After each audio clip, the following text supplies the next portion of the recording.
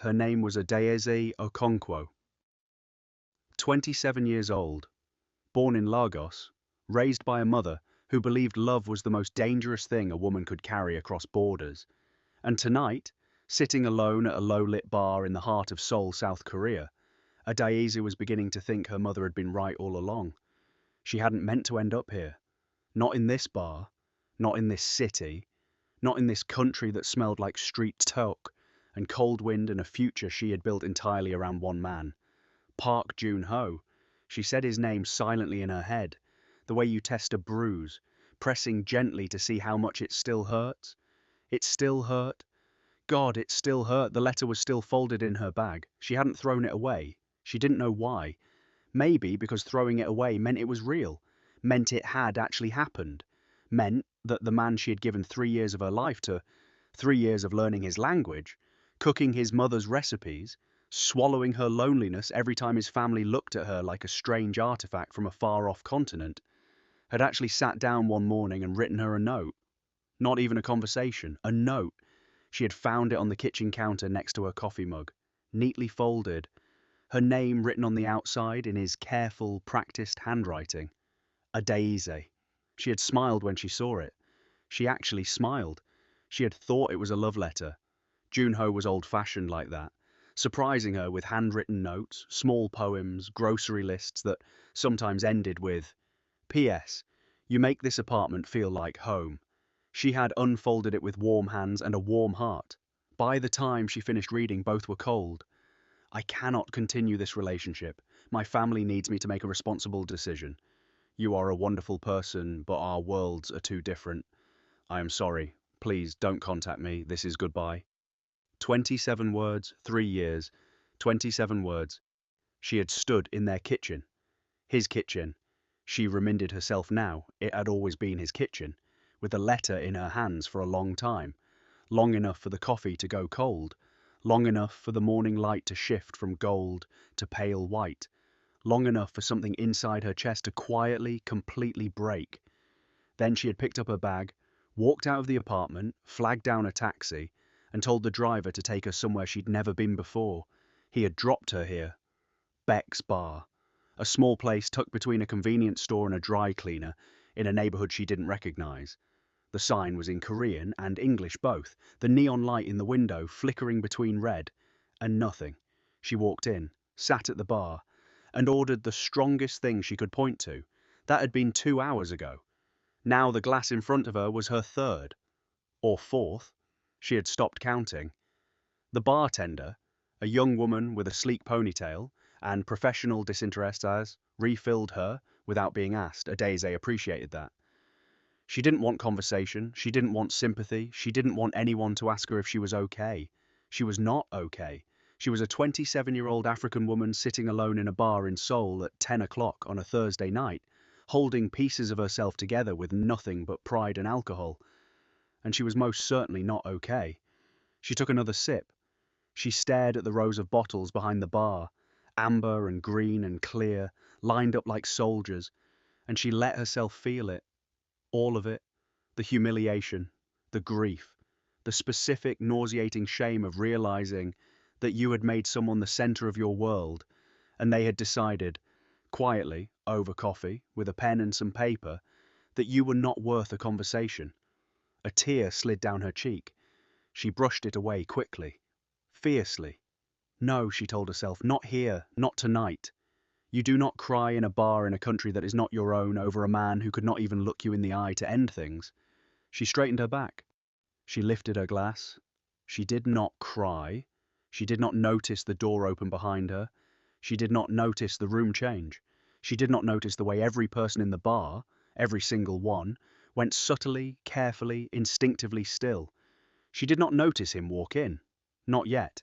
His name, though she would not learn it for another 40 minutes, was Kang Hyun-woo. And the moment he walked into Beck's bar, the atmosphere shifted the way it shifts when a thunderstorm is close. Something electric and pressurized, moving through the air. Something that makes the skin tighten and the instincts sharpen. He was not loud. That was the first thing people always noticed about Hyun-woo, that his power was quiet. He did not need to announce himself. He did not need bodyguards hovering at his shoulders or men whispering his name. He simply walked into a room, and the room knew. He was tall for a Korean man, broad-shouldered, lean, dressed in a charcoal suit that had been cut specifically for his body by a tailor in Gangnam who asked no questions and sent no receipts. His face was the kind of face that took a moment to fully register. Sharp jaw, dark eyes, the faint trace of a scar along his left cheekbone that he had never bothered to explain to anyone. He was 34 years old. He had been running the Kang criminal organization since he was 26 when his father died under circumstances that were officially listed as a heart attack and unofficially understood by everyone in Seoul's underworld as something considerably more complicated. He controlled 3 districts. He had allies in the police department, the city council, and 2 national banks. He had enemies, many of them, but his enemies had a troubling habit of going quiet. He was not a man you approached. He was a man you waited for, and tonight, for reasons even he could not entirely explain, he had told his driver to stop at a bar he passed every Thursday on his way home. A bar he had never once entered in 4 years of passing it. He sat down at the far end of the bar. The bartender appeared in front of him within seconds, her professional composure cracking just slightly at the edges.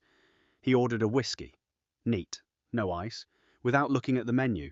Then, because it was a reflex, the same reflex that had kept him alive for 8 years in an industry where survival was not guaranteed, he surveyed the room. He did it the way he did everything, methodically, without obvious movement. A slow scan, cataloguing. 2 businessmen in loosened ties nursing beers and avoiding each other's eyes. A young couple in the corner sharing something that looked like the beginning of an argument. A group of university students too young to be here but old enough to fake it.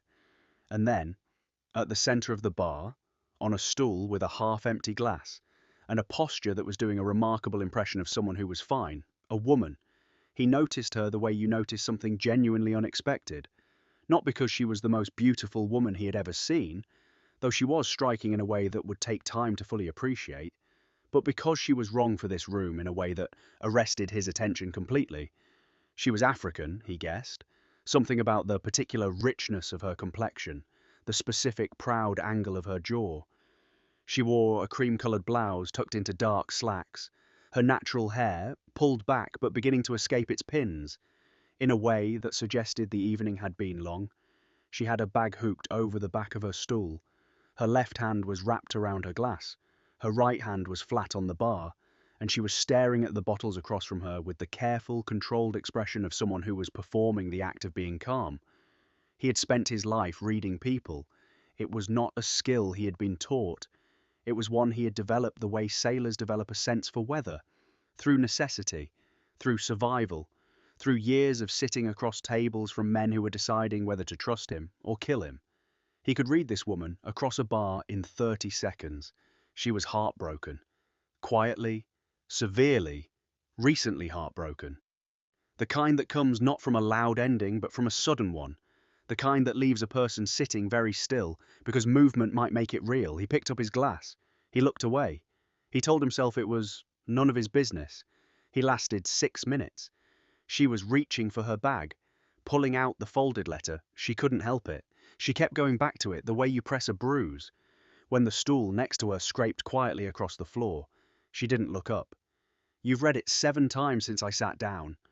The voice was low, Korean accented English, but clean, the English of someone who had learned it properly rather than casually. She looked up.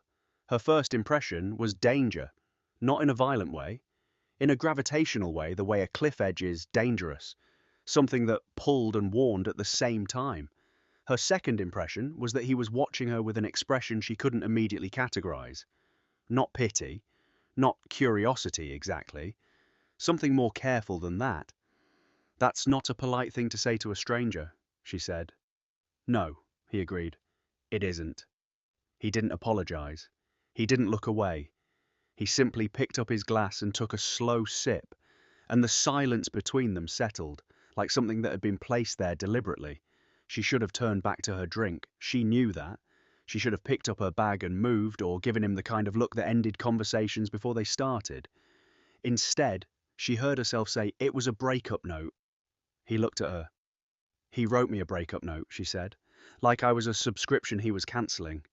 Something moved behind his eyes, something brief and unreadable. Then he set his glass down and said quite simply, "Tell me." She didn't know why she did. Maybe it was the whiskey. Maybe it was the loneliness. Maybe it was the strange, steady way he was looking at her. Not with want, not with judgment, but with the particular quality of attention that made a person feel, against all logic, genuinely seen. She talked. She told him about Junho, about meeting him at a corporate networking event 3 years ago, both of them reaching for the same business card holder on a table of freebies and laughing about it. About the slow, sweet beginning, coffee, then dinners, then weekends, then a key to his apartment. About the way she had let herself build a life inside someone else's world. About the small erosions she had ignored, his mother's coldness, his friend's polite confusion, the way he sometimes looked at her in public as though calculating the distance between who she was and who would be easier. About the note. He listened without interrupting, without checking his phone, without doing any of the small dismissive things that signal a person waiting for their turn to speak. He simply listened. And when she finally stopped, a little breathless, a little surprised at herself, he was quiet for a moment. Then he said, "He was a coward." "Yes," she said, "he was." "And you loved him anyway?" "Yes." "That's not a flaw," he said. "Loving someone fully, that's not a thing to be ashamed of." She looked at him. "You don't know me." "No," he said. "But I know what it looks like when someone is trying to decide if they were foolish for caring. You weren't." She stared at him for a long moment. "Who are you?" she asked. He was quiet for just a half second too long. "Someone who also made the mistake of sitting down at a bar tonight," he said. She almost smiled. "Adaeze," she said, extending her hand. He looked at it. Then he took it, his grip firm, deliberate, warm. "Hyun-woo," he said. They talked for 2 hours. This was in itself remarkable, not because Adaeze was not a woman capable of conversation, but because Kang Hyun-woo was not, in any chapter of his adult life, a man who talked. He negotiated, he directed, he issued instructions and made decisions, and occasionally, in the company of men he trusted, a very small group, he said things that passed for personal. But conversation, real conversation, the kind that meanders and doubles back and finds unexpected corners, that was not something he did. And yet, she asked him why he had come to this particular bar tonight, and instead of deflecting, which was his reflex, his armor, his default, he found himself saying, "I don't know, I've passed it for 4 years. Tonight it felt different." Different how? He considered this, like something was supposed to happen here. "Very philosophical," she said, "for a man drinking alone in a bar on a Thursday. You're also drinking alone on a Thursday. I have an excuse. I'm in crisis." "So am I," he said. "Mine is just quieter." She studied him. "What kind of crisis?" He looked at his glass. And then, because there was something about this woman, her directness, her lack of performance, the way she had sat and cried without crying and been devastated without being diminished, that made the usual walls feel unnecessary. He said, "I have spent 10 years building something, and I have recently begun to wonder if what I built is a life or a cage." Silence. "That's a very honest thing to say," Adaeze said. "You were honest with me." "I was drunk and heartbroken, and I was neither," he said, "which perhaps makes it worse." She looked at him for a long time, the careful look of a woman who has learned, through experience, to read what people aren't saying. "What do you do?" she asked. "For work." The half-second pause again. "Acquisitions. What do you acquire?" "Things other people have decided they no longer want." "That's an interesting way to describe it." "It's an accurate one." She let it sit. She didn't push. He noted this, the intelligence of knowing when not to press. Junho, he thought, had been a spectacular fool. "Why Korea?" he asked. "For you. Why did you stay?" "Love," she said simply. And then stubbornness. And then inertia. She paused. And then something that I think was closer to fear, Fear that going home felt like admitting I'd failed. You haven't failed. I gave 3 years to a man who left me a note. You gave 3 years to a man who didn't deserve them. That's his failure, not yours. She was quiet. Back home, she said softly, my mother always said love is a risk only fools and the brave take. She said it like a warning. I think she meant it as one. Do you regret it? Coming here? Loving him? Adaeze wrapped both hands around her glass. Outside, the rain had started. She could hear it against the bar's front window, soft and insistent. I regret the note, she said. I don't regret the love. The love was real. It was his response to it that was small. Hyun-woo was quiet for a moment. You are remarkably composed, he said, for someone in the middle of a crisis. She laughed. The first real laugh of the evening, sudden and bright and a little surprised.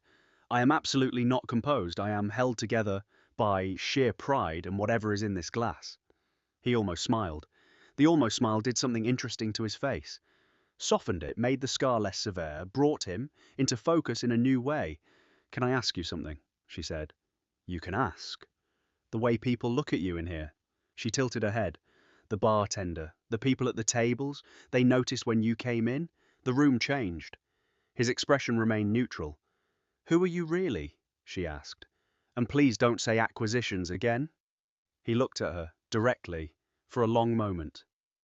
A man, he said carefully, who operates in spaces that most people prefer not to know exist. She absorbed this. Should I be concerned? Probably, he said, but not tonight. That is either very reassuring or very alarming. Both, he said. Probably both. At midnight, the bar began to empty. The university students left in a laughing cluster. The businessmen paid their tabs with the efficiency of men who had morning meetings. The arguing couple had apparently resolved something. They left holding hands, which Adaeze watched with an expression of complex feelings. By 12:30, the bar was nearly empty. Just them, the bartender at the far end pretending to polish glasses, and the rain outside. You should go home. Hyun-woo sighed. He don't want to go back there yet, Adaeze said. His apartment. It's your apartment too. Is it? She shook her head. It never really was. I realize that now. I lived in it. I didn't inhabit it. There's a difference. He understood this. The distinction between occupying a space and belonging in it. He had lived in his own penthouse for 3 years and had never once felt like he belonged there. Where are you from originally? In Lagos. Which part? Her eyes lit up, the automatic warmth of someone asked about home. Lekki. Well, originally Surulere, but we moved when I was 12. You know Lagos? I've been once. Business. What did you think? Loud, he said. Alive. Overwhelming in a way that was unexpectedly moving. She smiled. A real one this time, full and unguarded. That's exactly it. That's Lagos, exactly. It overwhelms you and then you miss it the moment you leave. Do you miss it? Every day. She paused. More today than most days. He watched her face when she said this. The small, specific grief of the displaced. The particular longing that has no remedy, except the one thing you've chosen to leave behind. Go home, he said quietly. Not to the apartment, go home. Just like that? Just like that. You make it sound simple. It is simple. It's not easy. Those are different things. She considered him. You're a strange man, Hyun-woo.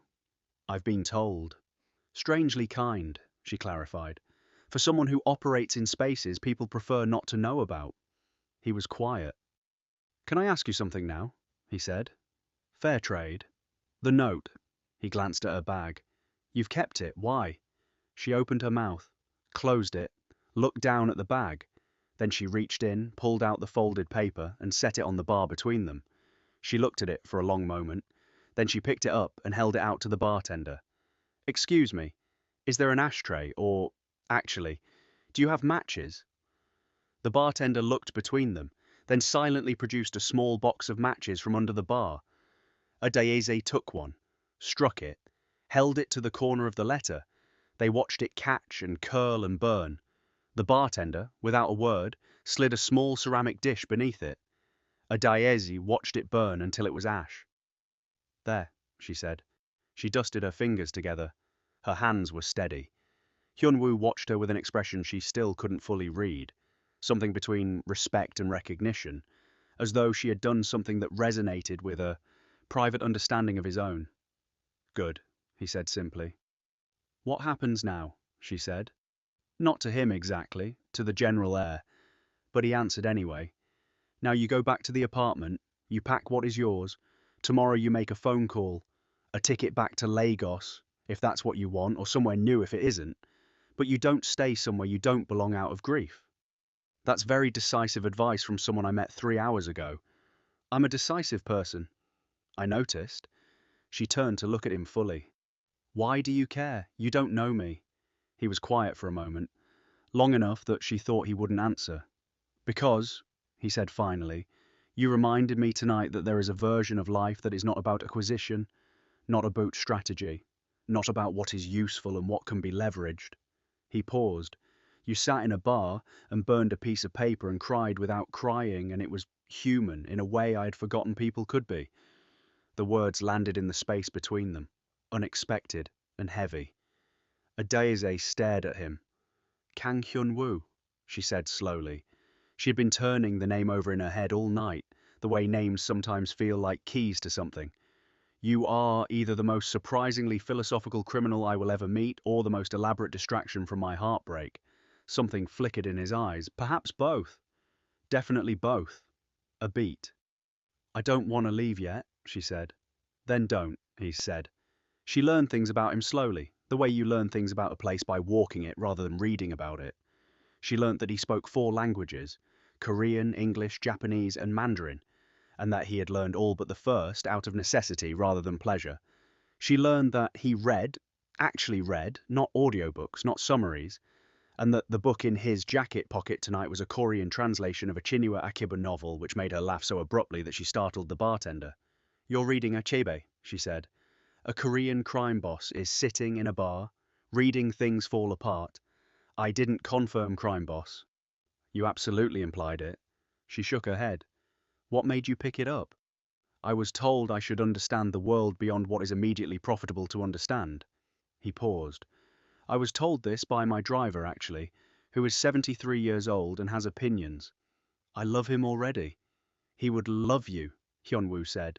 And he said it matter-of-factly, not as flattery, which made it feel more true.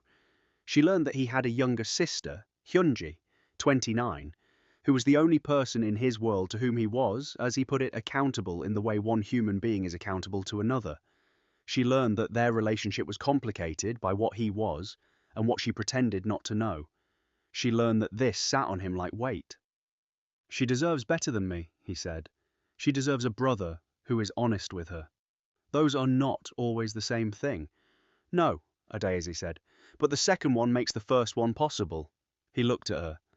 You're very wise for someone who is, by your own account, held together by whiskey and pride. The whiskey is mostly worn off, she said. The pride is structural. He almost smiled again. She was beginning to count them. The almost smiles. She was up to 4. She learned that he had been in a relationship once, one in the past decade, with a woman who worked in entertainment law and had left after 18 months because, as he described it, she said loving me felt like loving a locked room. He said this without self-pity, as a fact being reported accurately.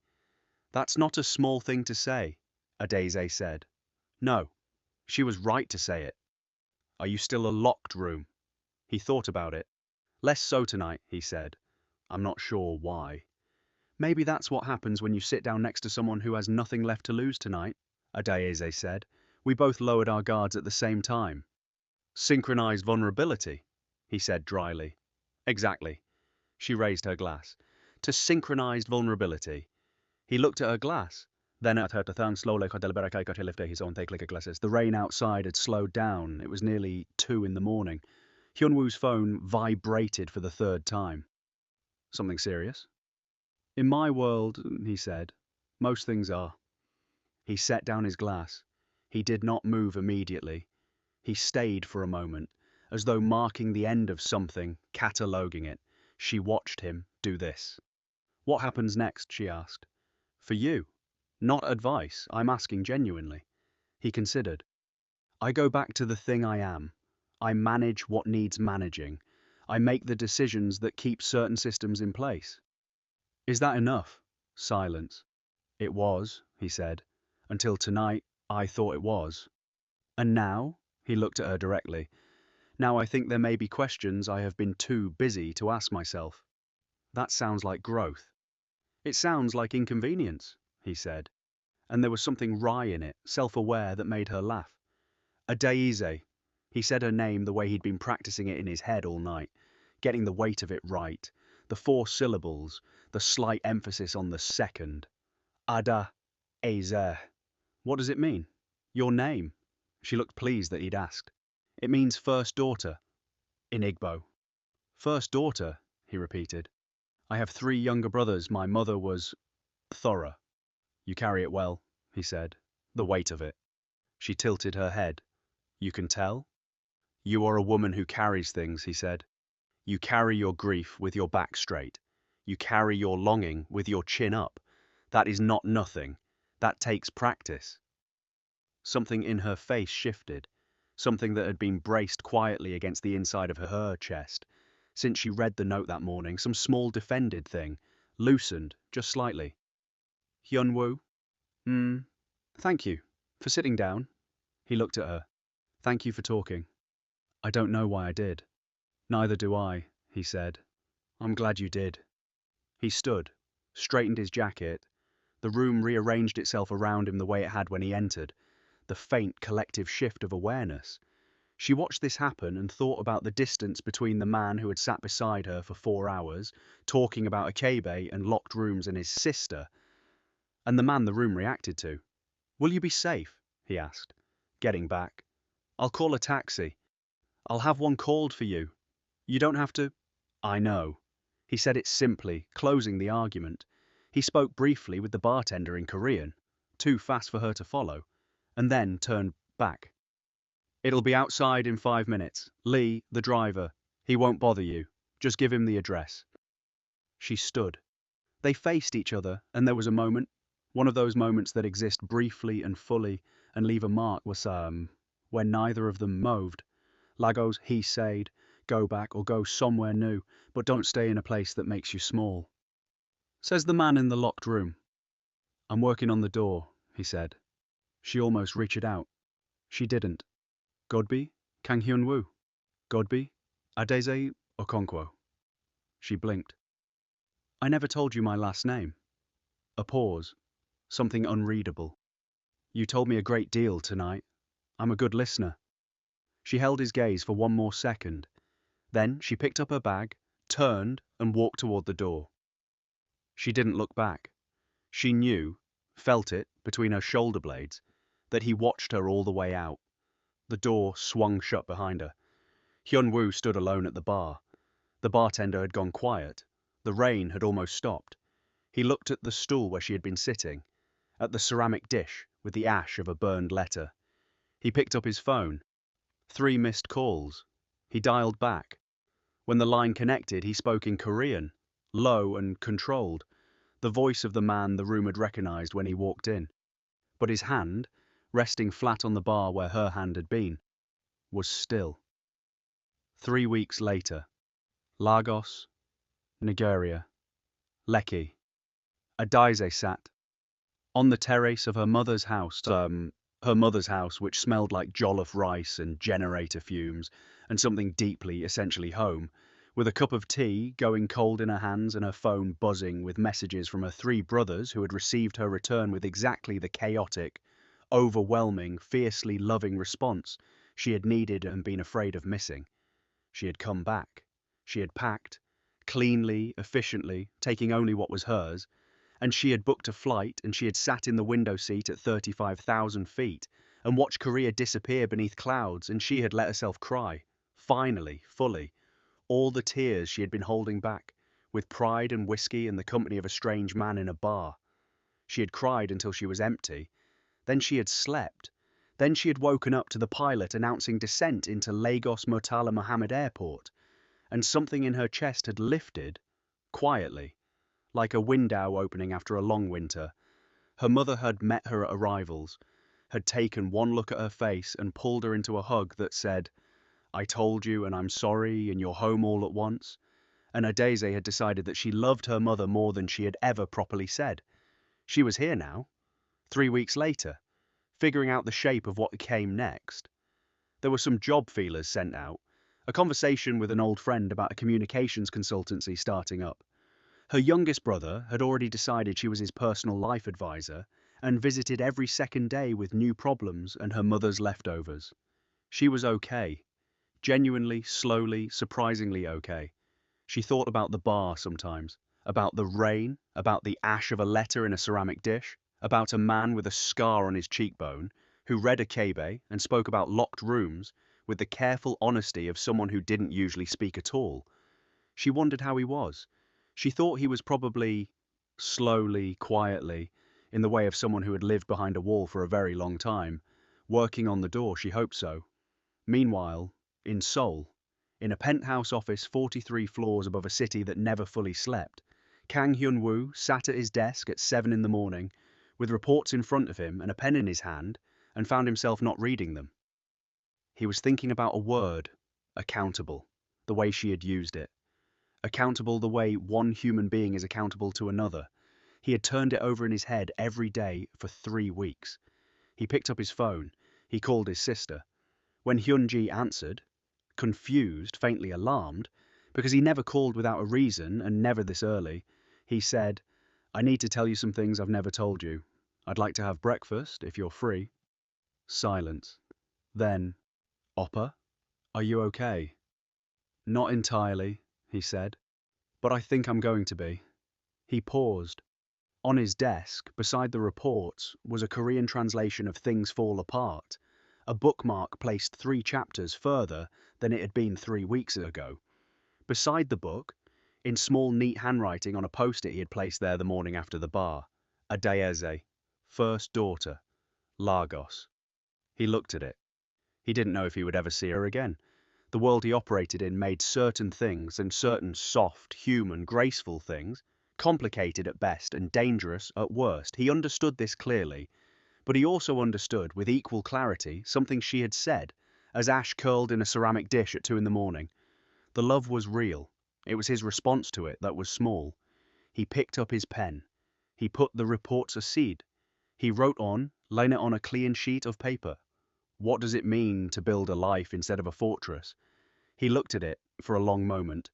Then, for the first time in longer than he could remember, Kang Hyun-woo sat with a question he didn't immediately know the answer to. And instead of reaching for control, instead of filing it away, he let himself wonder. They say the most unexpected meetings are the ones that happen when we are at our lowest, when the armor is off, when the performance has run out, when we are simply sitting in a bar in a foreign city, trying to survive the evening. Adaeze Okonkwo did not get a happy ending that night. Not the kind the movies promise. No grand reunion, no declaration, no neat resolution. What she go was something more durable. She go the moment she stopped carrying someone else's small love as though it were an indictment of her worth. She got the match in her hand. She got the ash. And Kang Hyun-woo, a man who had spent a decade building walls and calling them an empire, got the faint, persistent sound of a door beginning to open. 2 people, 1 night, 1 bar, blurred by rain. Neither of them would forget it. Some meetings don't change your story. They remind you that you are the one writing it. End.